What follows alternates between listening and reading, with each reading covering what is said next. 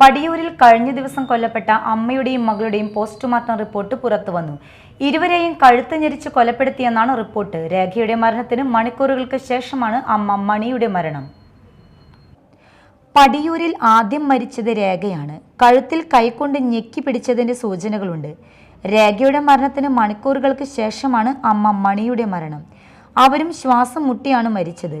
6 വാരിയലുകൾക്ക് പരിക്കുണ്ട്. ഇത് സാരമായ പരിക്കുകളാണെങ്കിലും ബലപ്രയോഗം നടന്നതിന്റെ സൂചനകളുണ്ട്.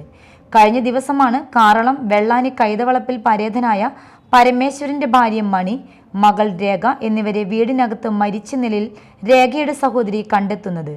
സംഭവവുമായി ബന്ധപ്പെട്ട് രേഖയുടെ 2ാം ഭർത്താവ് പ്രേംകുമാർ ഒളിവിലാണ്. കനത്ത മഴ പെയ്ത ദിവസമാണ് കൊലപാതകം സംഭവിച്ചതെന്നാണ് കരുതുന്നത്. യാതൊരുവിധ ബഹളങ്ങളും കനത്ത മഴയുടെ ശബ്ദത്തിൽ അയൽവാസികൾ അറിഞ്ഞില്ല. ആദ്യ ഭാര്യയെ കൊന്നത് കഴുത്തറുത്താണെങ്കിൽ 2ാം ഭാര്യയെയും ഭാര്യ മാതാവിനെയും കൊന്നത് കഴുത്ത് ഞെരിച്ചാണെന്ന് ഇതോടെ വ്യക്തമായി. രേഖയുടെ സ്വഭാവത്തെ വിമർശിച്ചിട്ടുള്ളതും ഇവൾ കൊല്ലപ്പെടേണ്ടവൾ എന്നുള്ള സൂചനയും നൽകുന്ന കത്താണ് മൃതദേഹങ്ങൾക്കരികിൽ നിന്ന് ലഭിച്ചത്. ഇത് മരണം കൊലപാതകമാണെന്ന നിഗമനത്തിലെത്താൻ പോലീസിന് നിർണായകമായി. ഈ കത്ത് പ്രേംകുമാർ എഴുതിയതാണെന്നാണ് കരുതുന്നത്. രേഖയും പുരുഷ സുഹൃത്തും തമ്മിലുള്ള ചിത്രങ്ങൾ മരിച്ച രേഖയുടെ മൃതദേഹത്തിലെ വസ്ത്രത്തിൽ ഒട്ടിച്ച നിലയിൽ കണ്ടെത്തിയിട്ടുണ്ട്.